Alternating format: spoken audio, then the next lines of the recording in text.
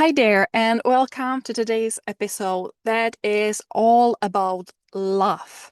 So, we talk with Colinda Latour, who is the author of Living in Love. She's an internationally accredited self-love coach, she's a speaker, and she is known for her transformative approach to personal growth through love in action. And genuinely, this episode is just heartwarming.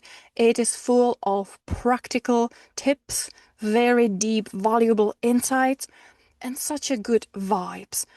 I don't want to be wasting any more of your time giving you a summary or overview of what this episode is all about, because it's all about love, and Colinda tells it as it is in such a beautiful way. So let's jump into today's conversation. But before we get into this beautiful, loving conversation, here's your quick reminders. We have a newsletter which we send out twice a month, so it's not going out constantly. We would love for you to just subscribe, and the link is below. Hit subscribe to get our beautiful newsletter, and you might even find some of these beautiful tips that have been shared. So do subscribe to our newsletter. As I said, we do not scam you. We do not send out hundreds of them. We only send out two a month. So hit at subscribe and share as well. But now let's get into this beautiful, loving conversation. Hi, Colinda. Welcome to the show. How are you today? Very well, Lenka. Thanks for having me. So, to kick things off, I always am curious to know, what got you into the profession that you're in? Kind of a little bit of an easing ourselves into the topic for today. So tell us and our listeners, how have you stumbled across? What do you do? What led you to it? And kind of why is it that this is your calling and your passion right now?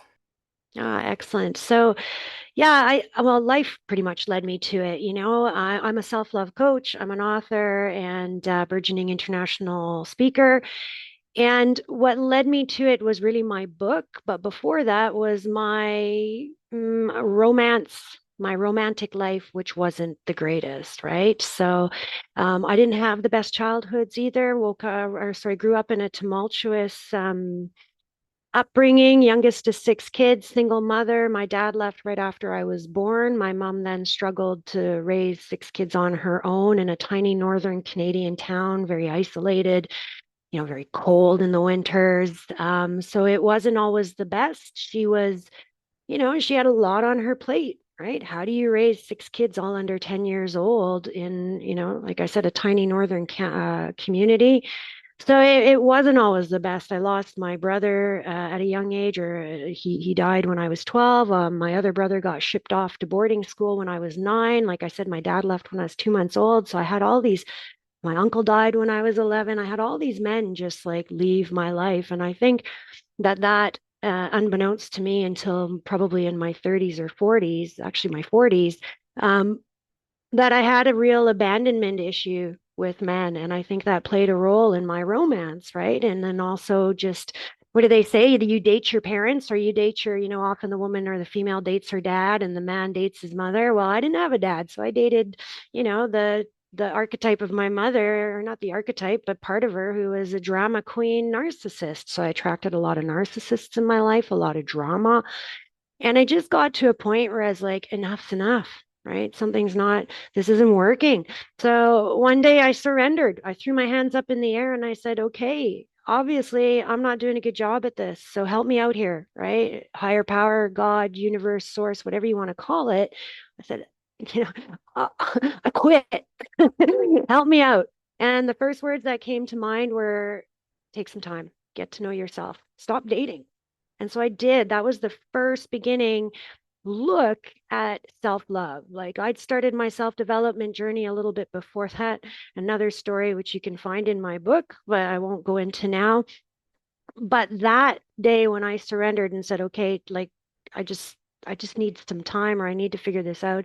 And the answer came, take some time for yourself, led me to, a year of celibacy and really just looking inside and figuring out, who am I? And why am I attracting these men? What's my role in this? How am I doing it? And that's when I realized, oh my goodness, I have certainly some abandonment issues.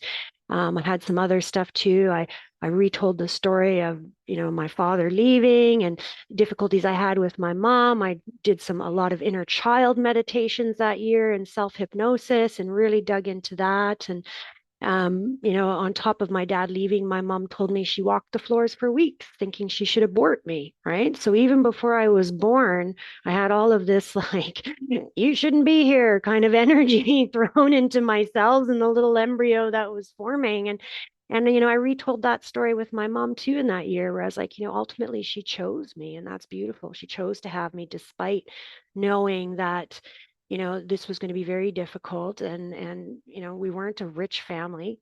And then obviously when my dad left, there went the only income. So all of a sudden my mom had to go into work, and then that was a lot of time on our own as kids. But let's fast forward a few years, and I reached a point in my self-love journey and my self-development journey where I was feeling good. That year did a huge amount for me. It was when I started introducing Louise Hay's mirror work into my practice and started looking in the mirror and saying, I love you. And I did not believe that at all when I first started saying it. I found it very difficult to say, but I continued and I continued and I continued. And after, a month or so or more, I finally started thinking, yeah, I do love me. I do. And for anyone who wants to try that practice of looking in the mirror and looking in the eyes and saying, I love you, that can be very difficult, but it's also a litmus test of where is my level of self-love? And if it's hugely uncomfortable, then you can start with things such as, I'm ready to love myself, right? Or other people love me. I can love me too, right? So you don't have to start by just saying, I love you and going, ah. So, right, work your way in gradually. I just jumped right in. But so I'd reached this point, I'd after that year of really looking inwards, I did meet someone else. We're not together anymore, but it was a beautiful relationship at that time. And we both taught each other many things. And then again, after that, I'd got to a point where I was just like, okay, I'm good. I'm happy, but I've reached a plateau and I want to move beyond self love. I want to become love. I want to operate from a place of love. I want to communicate, react, act, whatever, everything I was doing, I wanted it to be from a state of love. And me being a doer and an action taker, I kind of went, well, how do you become love? And the thought was, well, maybe to become love, you must do love. And so I came up with this challenge I gave myself. It was when I was starting to write my book, and I knew I wanted to write a book on love just because of my history, but I didn't want it to be one of those like, oh, woe is me books, right? Like, oh, I wanted it to be something more, and I couldn't quite find my tone or my audience. I'd probably sat down, I don't know, I probably have about 10 or 11 versions of chapter one somewhere on my hard drive. And I was sitting out in my garden. It was during COVID. Sadly, I'd lost my sister. She passed away, and I was unable to go home to Canada. I live in the UK. And so I was mourning, I was grieving, and I lost all my creative spark. And then finally, about 3 weeks after she passed, I just finally said, Colinda, like, you're going to write today. Doesn't matter if it's your book, just get up and write. So I took myself to the back garden. It was a beautiful day in September. And I sat out there old school with my notebook and my pens and a cup of coffee. And I was like, okay, one coffee gone. Go inside, make another cup. Second coffee gone. Still nothing in my notebook. And I just went, all right. I said, fine. And two questions came to me. They were, what do I want this book to be or do? And what do I want to be? And that's when the answers flew out. I want to be love, and I want this book to spread love. And that's, like I said, is when the challenge was born, when I was like, oh, how do you be love? And so I just started scribbling away. Okay, well, what can I do to be love? And so I started coming up with what I call love actions, right? Putting love into action. So little micro things that you can do throughout your day. And I whittled down the list because I had a whole bunch of them to about 10. Well, there were 10, and some of them were geared towards myself, such as the self hug, give yourself a hug. Other ones were geared towards others, such as send 5 messages of love to people you know each day. Others were just to raise my vibration, so to get into a loving place, right? So, for example, one of those is love in the mundane, and I love this. I still do this daily. And I pick my favorite mundane activity to do is while I wash my hands, I wash them with love. I appreciate the soap. I smell the lovely fragrance. I'm grateful and loving that I have hot water, clean hot water coming out of my faucet, right? And so I've started just integrating these love actions into my day. And I thought, well, first off, I'm going to do a challenge for 31 days where I do these 10 acts of love. And I'm going to see what happens. So I recorded them. I did video recordings every day, note recordings, and those were turned into my book. But what happened is it changed my life, right? I did become what I believe the loving beings we're all meant to be, right? And now I can't stay in that high vibe state all the time. No one can. But what it did is it helped me bounce back faster. So my resilience went up. My stress levels dropped like crazy. And I know you guys are interested in neuroscience. So what I discovered after the fact, I didn't realize this until after the challenge, and I noticed it was when I was in such a state of love, those fear based emotions, unworthiness, doubt, lack of confidence, anger, any of them, they faded. There was no room for them. And even in my book, I said, there was no room in my heart for them. Turns out there's no room in your brain for them. Right. So when you start adding more loving things to your thoughts and doing loving things, what happens is that activates your prefrontal cortex, your insula, and your amygdala, the fear center, goes down. They have proven that you cannot have the same levels of love and fear. If you're love, your fear goes down. If you're in fear, your love goes down. So it is like science backed. This isn't woo woo. This is actual fact. I didn't know it at the time. It was only after I published my book and I started doing more research into neuroscience because I was really intrigued. Like, was this just happening to me? Am I just, an anomaly where if I love, my fear disappears? No, it's science and it can happen for everyone and anyone, right? All I did was, like I said, is those 10 acts of love per day. Some of them are multiple, like hug yourself 3 times a day. One of them was loving kindness meditation. So sending that love outward. Another one is one of my favorites called heart breathing. And again, that is also proven by the Heart Math Institute, where you put your heart and your body and your mind into coherence and your heart starts sending beautiful messages to your brain, right? Because your heart actually communicates more to your brain than your brain does to your heart.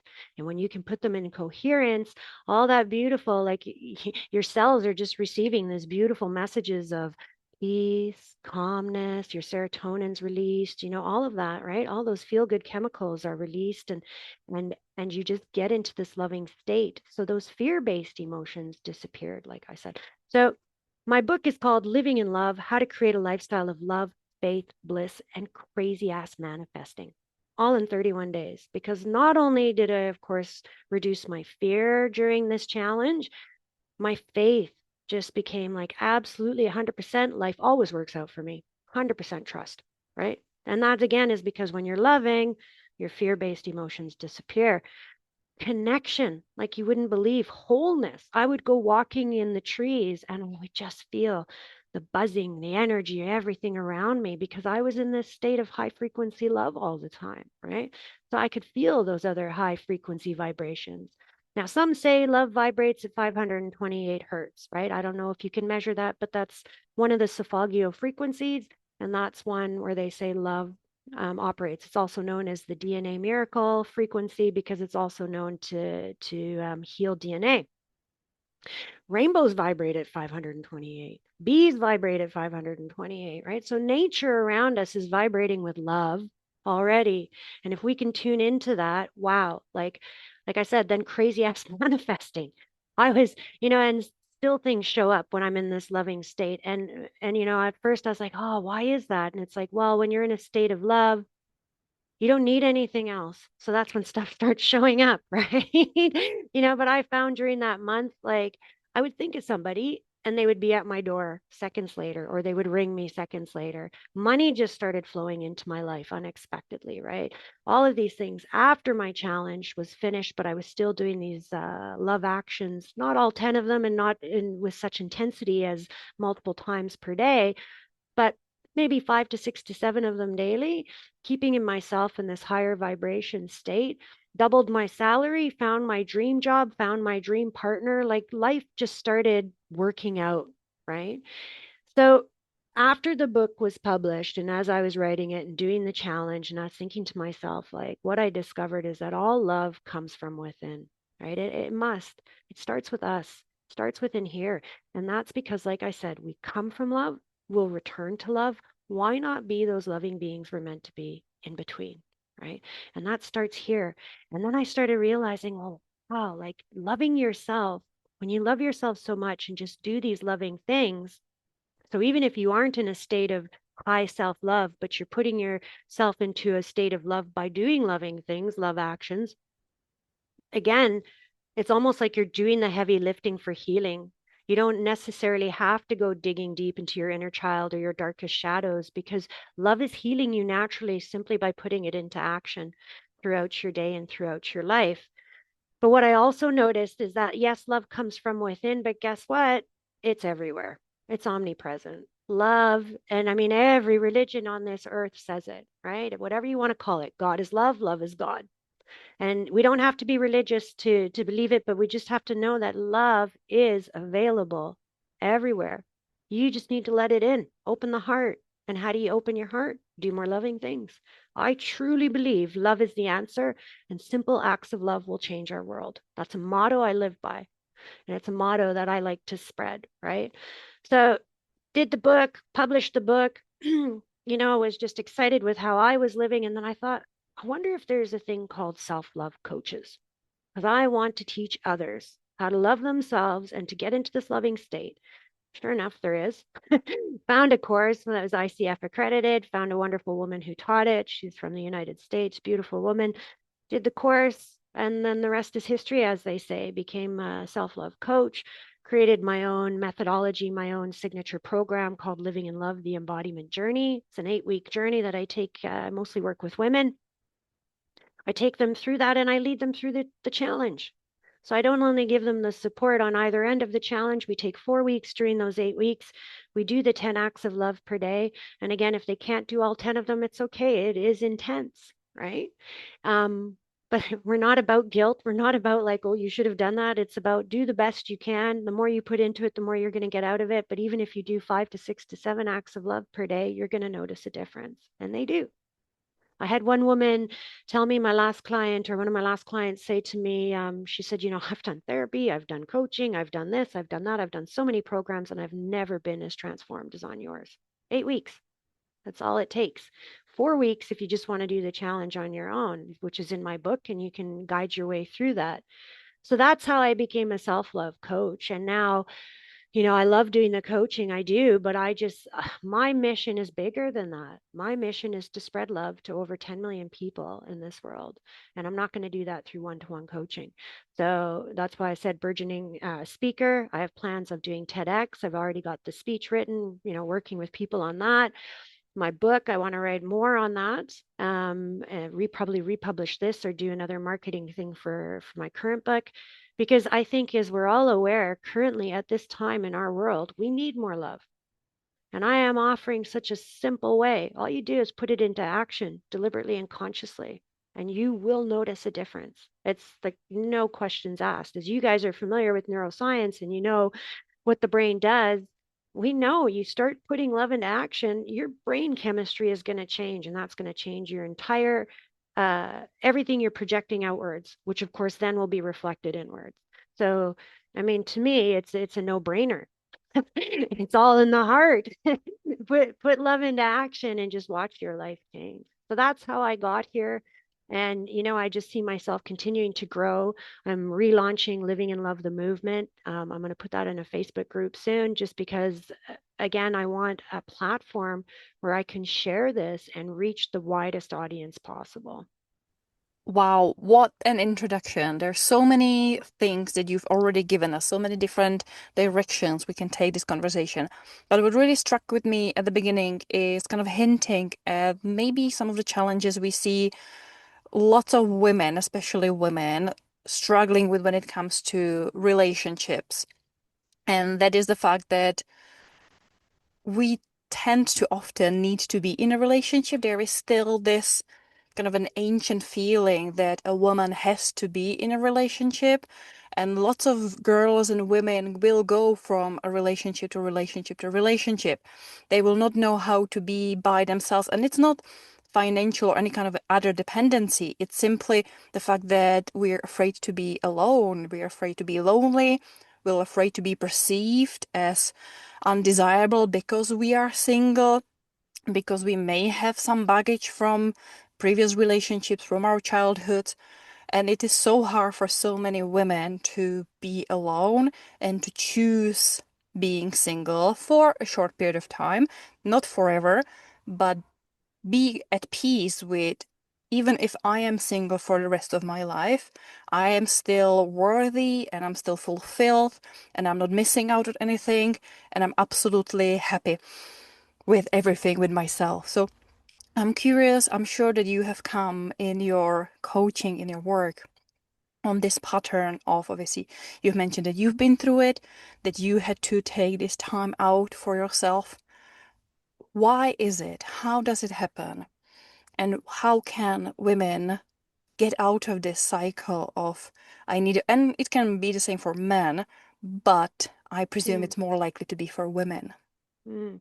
That's a great question. And I think, things are changing. I think part of it is societal, right? We are programmed to leave university or high school or whatever, college, go find your husband, your partner, get married, have the white picket fence, 2.4 kids, and then your life will be happy, right?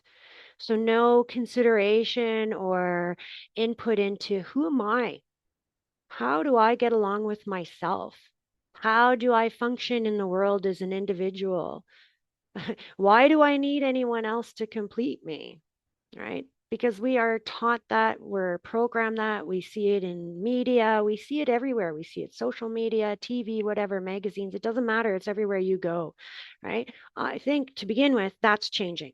I think that's changing. I think more and more people are happy with being single, right? But for those women or men, but for the women who find themselves in a pattern of, dating one guy, not working out, then jumping to the next guy, then jumping to the next guy. And you're right, I've seen this. I've seen this with women I've worked with. I've seen this with friends. I've seen this with myself. I see it everywhere. It's learning to be okay with yourself. And that's not always easy based on, let's say, your upbringing or based on, again, how you've been programmed by society. What are your friends doing? What has your family done? If you're from a family and all your siblings are getting married, or your parents are like, oh, when are you getting married? Or all your friends and family are getting married and you're not, it can feel very isolating. And I watched that happen to me. I watched that happen in numerous locations. I've moved around a lot in my life, and it just seems wherever I go, people just get married and I'm not. But it's like I'm okay with that. Like I'm happy on my own, but it wasn't always that case, and with the women I've worked with, I tell them the same thing that the message I received. Take this time and get to know yourself. You are complete and whole as is. You do not need a partner to complete you. And if you're looking for someone to complete you, they never will. They never will. You need to feel whole and complete in yourself. And also, you're putting a lot of pressure on someone else to complete you when you should be doing that yourself. So do little things for yourself. Take the time to get to know you. Right. And if that's uncomfortable with sitting with yourself, it can be. People don't like spending time on their own. Ease your way into it. If it means, okay, I need to have the TV on in the background right now for some noise, but I can still sit here and maybe think a bit about, like, who am I? Where do I want to go? What am I looking for in life? Ask yourself those questions. Maybe then soon you can turn the TV off or just have it on to some nice meditative music instead in the background, and then find yourself. But it's going to take, it's not always going to be easy. It's not going to be necessarily difficult or horrible, but it's going to take some time to just go inside. And there's things you can do that, like meditate. Meditation was probably the biggest gift of self-love I could ever ever give me. When I started meditating regularly, I became a different person. Again, like I was much more relaxed. I was more in tune with who I am, my inner self. dropped into my heart way more often, as opposed to sitting in here going, like, like as I call it, the crazy monkey brain. And, that doesn't exist in your heart. You can drop into your heart. So, a few things for those women who are like, well, I don't know how to be by myself, or it's scary to try and figure out who I am. Be gentle. And if you need help, reach out to people where you can get support, be it your family, friends, or coaches, right? Like, do what you need to, but take the time to answer some of those questions. Maybe it's journaling. Maybe you want some journal prompts. Maybe you want just to even sit there and ask, what do I want? I mean, how many times do people actually ask that and then actually take the time to answer it? Right? To really sit there and go, okay, what is it that I want? And be okay if you don't know the answers right away. But what I say is when you meditate or drop into your heart and ask those questions, you will get the answers. They may not come right away. Very simple exercise that people can do to get out of their head and into their hearts, and to create a nice environment where you can sit with yourself and ask some questions and get to know yourself a bit. It's heart breathing. Okay, breathe in through your nose or mouth, and then you breathe into your heart, right? A nice long, steady breath into your heart. And on your exhale, you're going to breathe from your heart, and you're going to send that loving energy throughout. So first off, you can put your hands on your chest just to even get awareness where your heart is. Then you want to bring feelings of love and gratitude to you. So for example, maybe Lenka, you think of your cat, right? Unconditional love. You feel that right away. There's no conditions on there. And so then you get into that feeling of appreciation and of love. And then you take the breath into your heart, and then you breathe that loving energy throughout your body and just send that love throughout your cells. So yeah, heart breathing is a great way to just start initially with that conversation with yourself, or that inner dialogue. Another thing I find with women who, and anyone I speak to who often go from relationship to relationship, is they're just nervous about being on their own, right? They don't know who they are, so they don't know if they want to spend time with themselves. So if it's too difficult to think that you're just going to sit there all day with yourself, do micro moments, a few minutes here and there, right? Take the time, just sit or go for a walk and allow your mind to just answer those questions that you have, or just to flow. And what's really important too is noticing the patterns. What keeps you going back into this? What are you looking for? What are you craving in that? Is it the feelings of wholeness or completeness? Or is it just like, oh no, I need a man or a partner because that's what I've been told? Okay, well, who told you? Did you tell yourself that? So it's getting back to those, like, where did this notion come from that you must be with somebody? Getting into that and then going from there to decide, okay, maybe it was familial programming, and then just teaching them, well, you don't need to do what your parents said, right? You're an adult, you're a sovereign being. You can do whatever you wish. It's up to you, right? So even if society said you needed those 2.4 kids and the white picket fence, you don't, you can do whatever you wish. So I think it's about building that power and that confidence back in within the women. And so that's why I do the challenge in the middle of the 8 weeks, because it gives them some time to prep, gives them the time during the 4 weeks of doing the challenge, but then also gives us the 2 weeks after to go, okay, now that you're in this loving state, let's work on some of these things a bit more, right? And then I also, of course, offer continued work with me after if they really want to dive deeper into it. But what they find is when they're doing these loving things throughout those 4 weeks, and then they continue to do them after, they change, their mindset changes, right? They are more happy with themselves because they are in a state of love. And naturally, it just lifts them and changes the way they're thinking because they are rewiring their brains. So that's essentially what I think is one of the ways, or some of the ways, to just break that pattern of feeling you need to be in a relationship because you don't. And I know a few people who find it very difficult to be on their own, right? And I wasn't always comfortable on my own, but I love it, right? Because I love myself, and I find that I'm good company. So it's also getting to yourself to a point where you're like, yeah, I like me, right? You don't even have to love yourself. You can just get to a point of where you like yourself. That's, a massive step forward. And I think when realize, no, I'm a good person.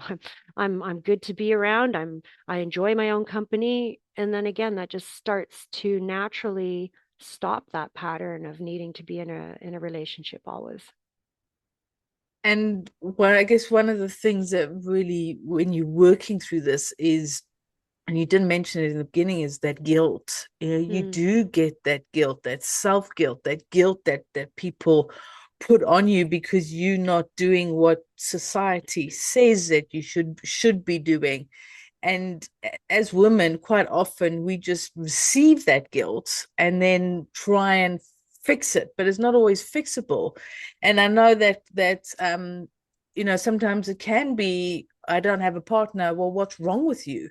You get these almost these attacks because you're not conforming to the white picket fence and the 2.4 kids and the happy marriage and everything else. And as you said, it's when you are not loving yourself, you also then not loving yourself enough to find that right partner. Because just because you love yourself doesn't mean you can't have a nice partner or somebody decent who's part of your life. And so it's this trend of, okay, I've got to be with somebody because that's what society says. I'm not worth anything unless I'm a Mrs. or a Mr. or, attached to somebody else. And then you just fall into that trap of the first person who asks or the first person you go out with, not necessarily realizing, hang on, I'm repeating life patterns. As you said, you went out with your mother because you didn't necessarily have that father figure. And then you just have these cycles and end up in unhappy relationships, maybe even abusive relationships. And then it just continues that cycle of, I'm not worthy because look what I've got. I've got this, which is really, and then the guilt because I should be happy. I should be doing this. I should be doing that. And I should make the man in my life happy. And I should. And then you're just laying all this guilt on top of you. So really embracing yourself and starting to love yourself, because this is something we're not taught. We're not taught as children.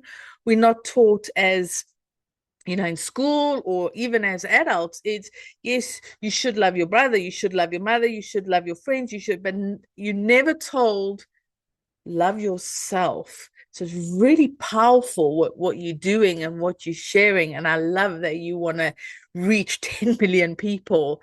It's a wonderful goal because there's so much suffering because we're not loving ourselves. And this is systemic, everywhere you can look. But it's that guilt. I think a lot of it is this guilt of, why aren't I doing it right? What am I doing wrong? And all that. So I just really appreciate what you're sharing and what you're doing, because I think it's really powerful. And as you said, nature is love. There's so much love out there, but we're so programmed to look at the fear. I mean, you look even at soap operas, even though they're supposed to be loving relationships in there, half the time they awful. Mind you, I haven't watched one in like 30 odd years, so I could be wrong, but it's all about who's going with who, and everything is designed to get us away from love and from loving ourselves. So with all that is, and I know you've shared some really amazing tools, but if one of our listeners is sitting here and thinking, oh my God, this sounds really amazing, but I can't do it, or it's not for me, or it's too big or too overwhelming, because they are so mired in that guilt, that self-loathing, maybe even in a relationship that has just withered them down. How would you recommend somebody just start? And I know you did mention the mirror exercise, and that can be quite something, but just how can one somebody just really start who just feels at that bottom Yeah. and doesn't necessarily believe that they are worth loving, but they Yeah. want to find that way. Yeah. I mean, that's a great question because it's like, everyone is different and they come at their different levels of self-love, but you find that, and it is unfortunate. But again, I think it's something that has been programmed into us. Like you said, we're not taught self-love, right? What are we taught about self-love? It's selfish. Right? Isn't that the main lesson that we hear or how we have? It's changing. That tune is changing, right? Because self-love is becoming more of a buzzword. I mean, we hear you've got to put your mask on first in an airplane before you help anyone else. It's the same in your life. And I recently asked a question on one of my posts in LinkedIn, and it was like, can you love someone else properly and receive love someone from someone else if you don't love yourself?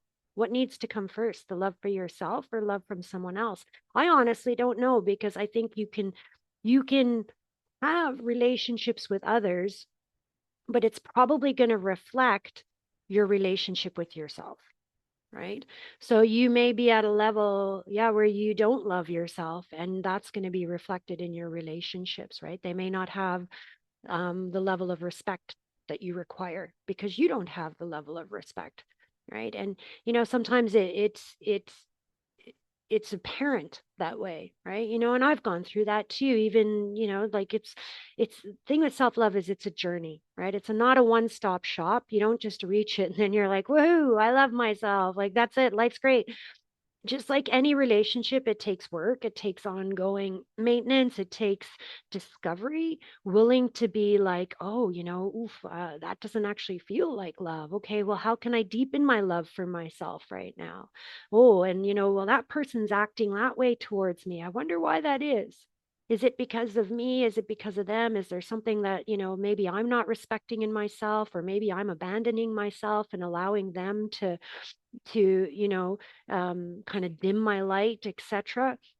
So for somebody who's like overwrought with guilt, or just like maybe they've been through several relationships and again the same patterns are reemerging, and they're just like, I just want peace, I just want calmness, I want love in my life, then that's a wonderful place to start, because at that point they're not necessarily even thinking, oh, I want it from a partner.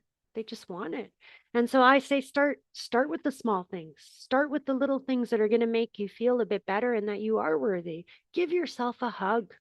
Give yourself a hug. Wrap your arms around you. Hold that for 20 to 30 seconds. Guess what? It has the same benefits of hugging someone else. This saw me through COVID. I was alone a lot on my own. I didn't, like I said, my family's in Canada. I didn't have a bubble here really. So I hardly saw anybody. I would hug myself, send a message to my friend saying, I just hugged you. She'd hug herself, send it back to me, right? Like things like that. You can do. And for me, what I found in any difficult situation, what really boosted me was sending love to others. Because when you send love to others, automatically you feel good, right? And 9 out of 10 times, you're going to get it back. And that's going to make you feel good. I have a very broad definition of self-love. There's many elements of self-love, like self-forgiveness, self-trust, self-care, self-acceptance, all that stuff. And we could go into that. But ultimately, my definition of self-love is any act of love is an act of self-love, because it makes you feel better. It brings more love into your life. And ultimately, that's what we want. Yes, we want to do the healing. Yes, we want to sometimes get to the root, but we don't always have to. If we just do these loving things and immerse ourselves in love, it lifts us. It, like I said, it's almost like it self-heals you, right? It just has this powerful effect. And they have done studies when I was doing research for my book. They've done studies where they showed that pain resistance, right? So they'll put a flame or something up to, or do some sort of pain measurement to see what your pain tolerance is. Okay. Then they had people who were in at least 6-month long relationships, and they showed they exposed them to the same level or to different levels of pain. When they showed them their partner's picture, they had a higher tolerance for pain than even when their partner was sitting beside them. So even just looking at the image of somebody they loved reduced the pain they felt. So love is healing. So if you are just beginning and you're like, I want this love, let it start within. But if it's too difficult to sit there and go, yeah, I love me into the mirror, then start with those loving gestures that are just going to start bringing more love into your life, where you don't have to do what I call the heavy lifting yet, right? Going into the inner child or the shadow work or self-forgiving and things like that. So write down 10 things you love every day. It doesn't have to be about you. Even that is a journey, because as you're writing down 10 things you love, you're like, oh, I love that. Ooh, I love that. You're discovering new things you love about yourself, and you're just boosting your vibration. You're putting yourself in a more loving state. So if you want more love in your life, I have to say it, you got to do it. You have to feel it. You have to do it. You're not going to just sit there and go, oh, well, where's that love coming from now? Create it. It's easy. You don't need anyone else to create love. You have it all here. Like I said, go into your heart. If your brain is making you crazy and your mind is like running around in circles, drop into your heart with the heart breathing. You know, I have a 3 different techniques you can do that for different situations, and it just takes moments. Other things, such as, like I said, meditation is one of the biggest things I've ever, gifts I've ever given myself. It's not for everyone. Meditate for 2 minutes. You don't have to sit there for a half hour or an hour. Walking meditation, right? Give yourself the gift of just being with you, of just being in your heart, of knowing that love is all around you and that it starts right in here in your heart, like I said, and that's all accessible to you. So if you are overridden with guilt because you feel like you're failing at romance or at love, you're not. It's not easy. And when you are not forced into it, but pressured into it because that's societal norms, then that can add that extra layer of guilt, right? Unlike some people like myself, I don't give a about what other people think or what society tells me to do. Yeah, I used to in my 20s and probably into my 30s, but now it's like, no, I'm here for my purpose, my life, and to do what I can for society and for humanity as a whole. And for me, that is to spread love and to just operate from a loving place. But for those people who are overridden with guilt because they don't feel they've succeeded at life because of societal norms, screw societal norms is what I say. Excuse my language. I hope that's okay. But you don't have to live by anyone's norms except your own. And if you want to love yourself or you want to feel love, then just do more things you love. I have one love action that I absolutely adore. And this was a real journey for me too. When I started my challenge, one of the love actions was called Luscious, Luxurious Love Moments. Okay. And that one's directed at yourself. And those moments are things that just make you go like, I'm thinking like boudoir, you're on cushions and you're just like, oh yeah, this feels so good. Maybe you love baths. Well, maybe a luscious, luxurious love moment is you like sprinkle rose petals in that bath or sip on a hot cup of tea while you're in that bath. Just those luxurious moments for you. So in my challenge, I gave myself those, and I was to do 3 of them a day. What I noticed on day 3 already, I noticed a pattern is that those luscious, luxurious love moments were being left until the end of the day. All of a sudden, it's like before bedtime, I'm like, oh, how am I going to do that? Like, I got to make 3 things I really, really love. And I thought, why is it that these are being left until the end, and yet I'm sending those messages of love to people? I'm doing that all before noon. And so it was an eye opener. It was, okay, Colinda, you actually still find it much easier to do loving things for other people than it is yourself. So after day 3, I said 2 of the luscious, luxurious love moments, LLLMs, have to be done before noon. So I forced myself into loving myself more and doing things that I loved earlier on in the day. And it changed for me because it made me realize this isn't selfish. This is good for me because it's pumping me up. It's making me feel really good. I'm showing myself, my brain, my heart, and everyone around me that I'm worth it. I'm worth showing myself this love. And I think that's probably one of the key things, is to get out of that guilt, is to start just even doing micro actions that you love earlier in the day to show yourself you're worth it, wires your brain to say, hey, you know what? I can start my day like this and it makes me feel good. And then I'm able to show up for people in a better state because I'm feeling good. And that's just going to create another cycle. What again I noticed during this, and as I continue to, to do loving actions throughout my days, love is contagious and it's addictive. The more you do, the more you want. The more you spread, the more it's like people feel it and they send it back to you, right? Like it's energy. And when you're operating at a loving energy and a loving vibration, it's magnetic. And so even if you are like, oh, I still just want to find love and I just need my partner, do the loving things, put it into action, do it for yourself, do it for others, do it whoever. Guess what? That person's going to show up because you are exuding love, confidence, clarity, connection, wholeness. That's all going to come back to you.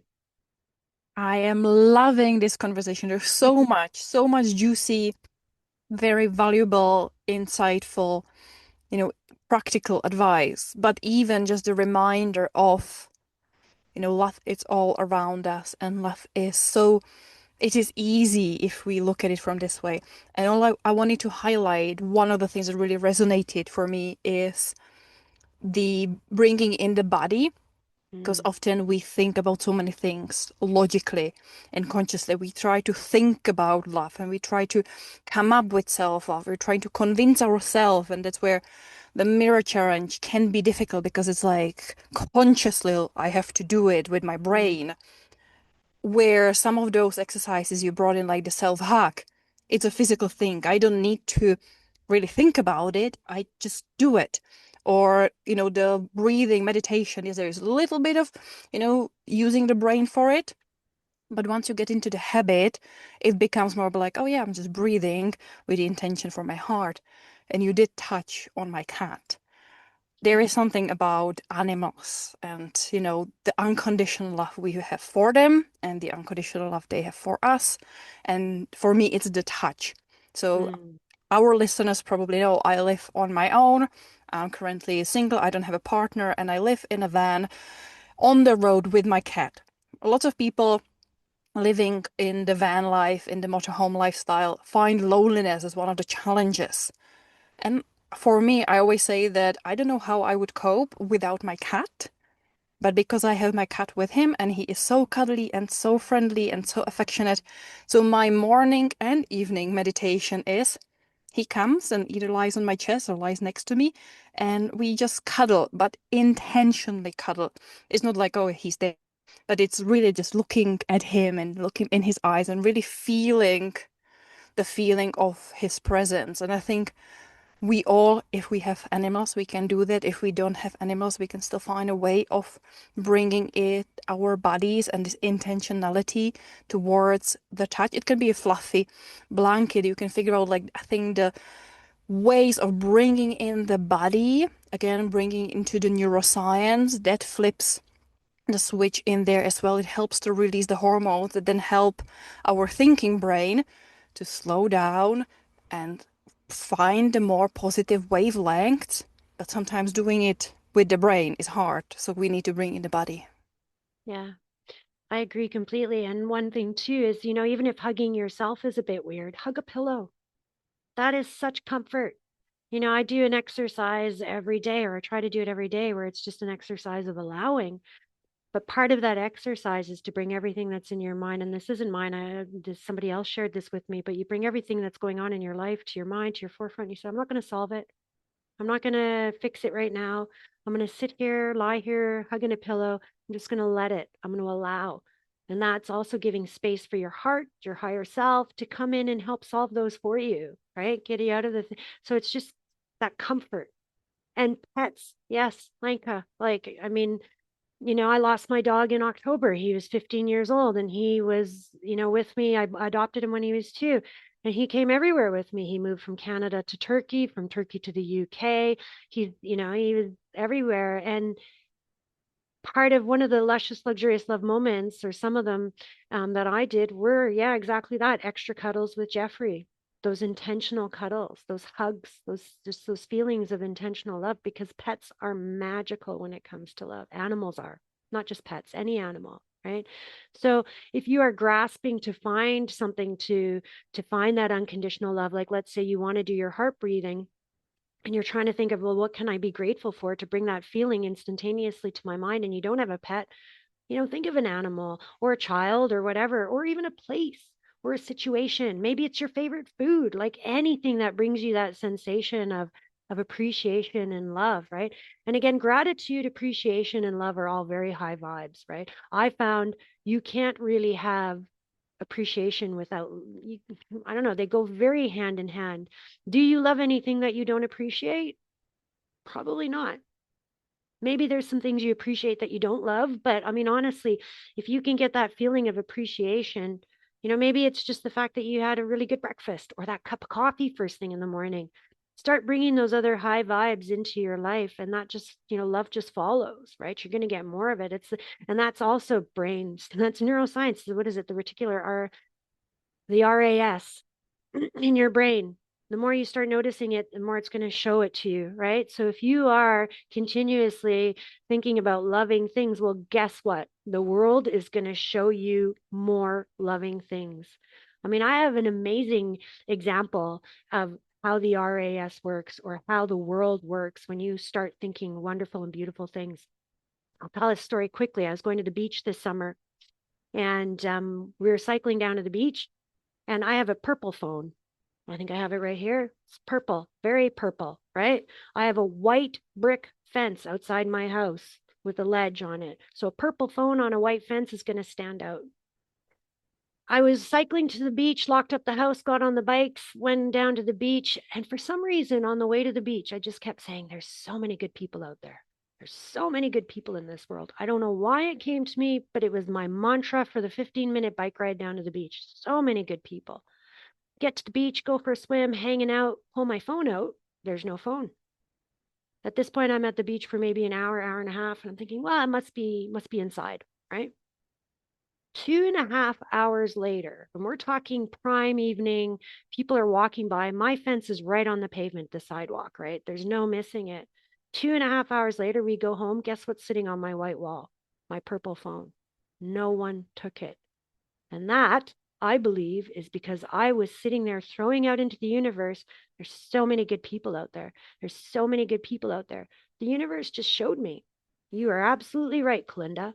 There's so many good people out there. Not one person took your phone. So imagine if you're sitting there going, I have so much love in my life. I have so much love in my life. It's going to show up. One of the first mantras I ever gave myself was, I am love, I am light. When I first really started working on my inner self. That's another thing that comes up a lot with my clients and anyone, is your inner critic, right? It's natural to have that. We have a negative bias. But if you can start changing the dialogue or the vocabulary that you use in your own head, and if you can't sit there and say loving things about yourself, like, oh, I'm beautiful, I'm wonderful, I'm amazing, I can, but it takes a while to get there. Start just saying something simple like, I'm love, I'm light. I'm love, I'm light. When I first put that on repeat, because I just wanted the negativity out of my brain, I was living in London. You guys are like, you've spent time in the UK, you've probably spent time in London. It's not necessarily the most welcoming city in the world. People are pretty much head down. I've got my mission. I'm on, like, leave me alone. I'm busy. When I was repeating that word, that mantra, I am love, I am light, I'm love, I'm light, silently, not out loud, people smiled at me. They opened doors for me. They waved at me. And I'm like, hold on here. What is going on? And it was my first tangible proof of what's going on in here. Creating the energy that we're putting out impacts the world around us. So if you're sitting there and you're, constantly thinking fear-based thoughts, or I'm not worthy, I'm not good enough, and you're not ready to say, no, I am worthy, I'm amazing, I am good enough, start with something as simple as I am light. And if you can't say I am love, just say I'm light, because we're light, we're energy, light, whatever. Say something simple, and just, it takes work, it takes effort, but it's worth it. Because if you can get that negative critic to turn into your best cheerleader, that's awesome, you know? And if it's difficult at first, if that inner critic is really loud, acknowledge them. Say thank you. You have gotten me up to here. And my inner critic got me far in life. Not the best way, but she got me to where I am in many ways, right? Oh, Colinda, you didn't do that well enough. Okay, well, I'm going to do it better next time.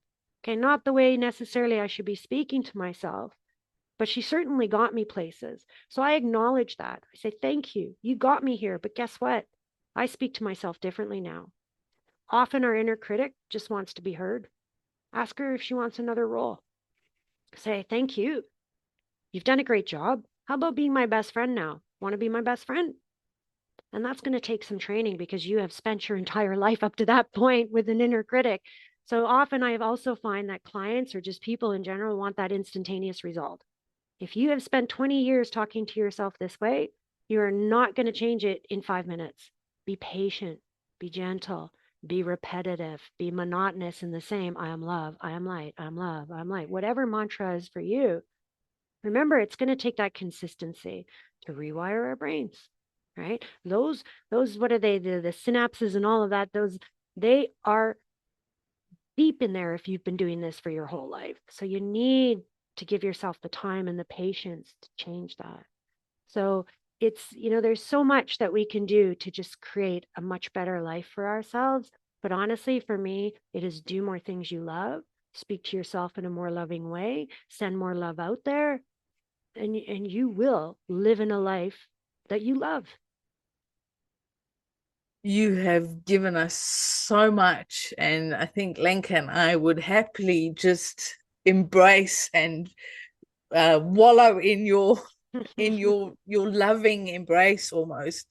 But and I know and I appreciate you have given us a lot, but I've been sitting here thinking, I'm sure we can get something else out of you. So we have this section which we call the gold nuggets. So this is where we ask, Colinda, may we please have your gold nuggets? I keep going back to it. I think it has to be heart breathing. I think it has to be that. For me, that regulates your nervous system. And as we know, we're seeing it all over the place. It's a massive buzz going on right now. Everybody is talking about calm your nervous system, right? Make sure your central nervous system is feeling good because that is our antenna. That's what we put out there. That's also what we use to receive information as well. And so if we are dysregulated and nervous or tense or stressed, which a lot of society is just from our daily ways of life, what's really good is to regulate it. So I'll give you a different type of heart breathing. One that, again, it's still done in the same way. You want to put your hands on your chest to just bring presence. You breathe long, nice, deep breaths into your heart. You have that feeling of gratitude or appreciation and love. And on the exhale, you're breathing that love and light, or if you want to have light as well, you breathe that throughout, to the tips of your toes, crown of your head, and your fingers. But what you can do, and this is why I love it so much, is because you can send different messages on the exhale. Okay. Let's say you have a sore hip. Well, you direct that love directly to your hip, right? On your exhale. Or let's say you just want to help feel better. You want to feel better. So on that exhale and you're feeling that love and light. So let's take a nice deep breath into our hearts. And then as you exhale, just repeat, I am amazing. I am beautiful. I am love. And you breathe back in through into your heart. And then again, exhaling from your heart, you can just again say, I am loved. I am love. I am supported. You can say these things to yourself whilst doing the actual breath work. And that love is just sent throughout your body. 40 to 50 trillion cells we have, all receptors, all transmitters. So if you're sending that message to your cells, they're receiving it. They're receiving it. And like I said, heart breathing has been proven with the Heart Math Institute, an amazing institute which does a lot of research into your heart and love and your heart center. Like I said, they have come up with so much science behind this that putting your heart, doing the heart breathing, puts your body into coherence with your brain, sends all those wonderful messages, calms your body. You just feel really good. And plus, your heart is the strongest electromagnetic producer in your body. Okay. We produce an electromagnetic field. All of us does. Your heart, 60 times more than any other organ. That is the strongest electromagnetic field. That is primarily what people are picking up on. So not only is it a gold nugget for yourself that you're sending that beautiful, loving message throughout your body and to your cells, that same message is what's being projected out into the world. So even if you are walking past somebody or you're in your office and you're having a stressful moment and you drop into heart breathing and you do that for a few moments, even, just a few breaths, 5 or so breaths, and you're focusing on either saying, oh, I'm love, I'm so amazing, I'm wonderful, or you're sending healing energy. Oh, my hip is completely healed. It feels fantastic. That energy is being projected into your office around you, wherever you are. So you aren't just doing this for yourself, you're doing this for everyone else. And to me, that's a massive gold nugget because you're spreading love throughout the world. And again, that's what you're projecting out there. If you're projecting with your heart energy, that's the strongest signal that you can project. So that's my gold nugget because again, heart breathing can be done different ways, mentally help you, physically help you.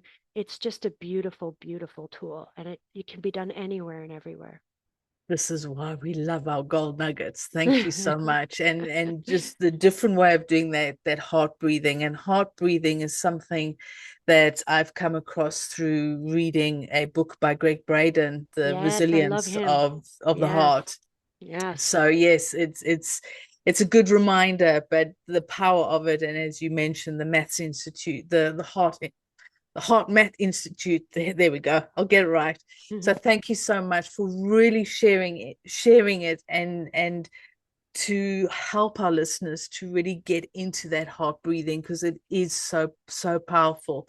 So thank you so much for your beautiful, very valuable gold nugget. Mm.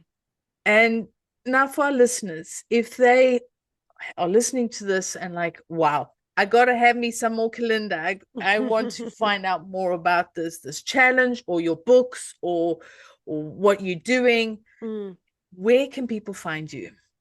So my primary social media is LinkedIn. There is only one Colinda Latour out there. So if you just did do Colinda Latour or even Colinda Self-Love, you're gonna find me, right? But my profile is just like LinkedIn and then Colinda Latour. I am on YouTube as well, and I'm hoping soon to start launching I want to do self-love interviews with people and ask about their self-love journey. The YouTube is Living in Love with Colinda. Like I said, my signature program, Living in Love, the Embodiment Journey, they can contact me if they're interested in that. They can email me at info@colindalatour.com. And then my website also talks a bit more about it, what's available, and that is colindalatour.com. There's only one of me, like I said. So you Google those words and you're going to find me. But certainly, and please, anyone who's interested to reach out. And my book, Living in Love, is on Amazon as well as Barnes and Noble and other online bookstores available.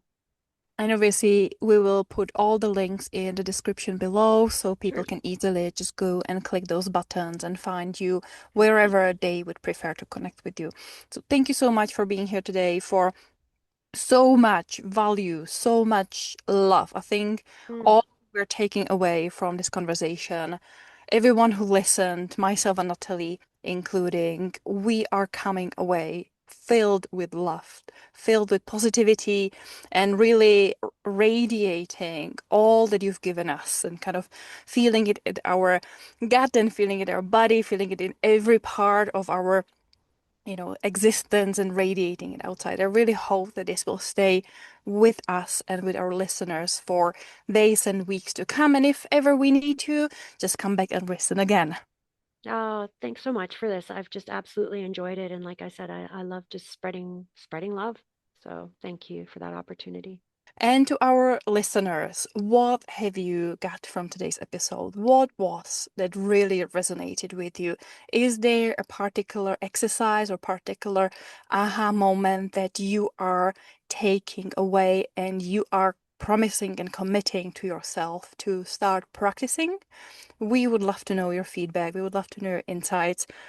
Or is there anything that we have not mentioned on the theme of loving and love and self-love and self-care? Then let us know in the comments below. And until next time, sending you love. Bye.